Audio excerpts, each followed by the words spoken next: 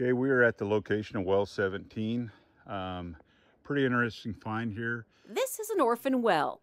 It's 104 years old, ancient, abandoned, cemented in the forest, put here by the Chilkat Oil Company.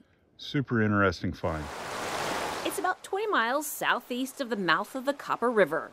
You could string these rods across that kind of landscape, up and down terrain. This was Alaska's first petroleum refinery. Oil was discovered here in 1902 and at one point produced more than 50,000 gallons of gasoline. It was partially destroyed by fire and abandoned. An orphan well is a well in which the operator is unknown or insolvent. Because of that, now the state's responsible to plug the well and ensure it's not leaking harmful chemicals. Methane leaking from many of these unplugged wells is a severe safety hazard and significant cause of climate change. Across the country, there are more than 2 million unplugged oil and gas wells that need to be cleaned up.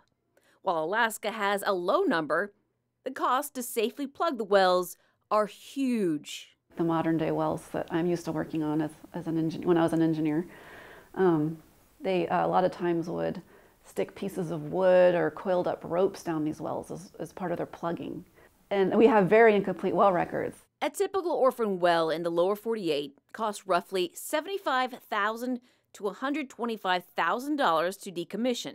And there's another engine here. But Alaska's wells can be in remote places, and the price is closer to $3.1 million for each. You know, sometimes half of the cost of the plugging project could be mobilization and demobilization to the site. So when we talk about someplace like the Katalla, it's helicopter flights, it could be brush and road creation, clearing to access equipment to the sites.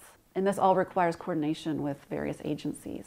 But if you think about how quickly vegetation regrows in Alaska, and you think about 100 years of growth, it's quite an endeavor to access and get the proper equipment into these locations. A few years ago, the state thought there were 12 wells, but later realized there's almost 50. You got the original belt-driven. Several have recently been found, like well 17 in remote Katalla, east of Cordova. They're not currently dangerous to people because no one's living there, but several of the wells are actively leaking oil and gas and water to the surface. Because Alaska is so big, many of our orphan wells are in remote places. But sometimes there are ones you drive by almost every day. South of Houston, this is orphan well Rosetta 2.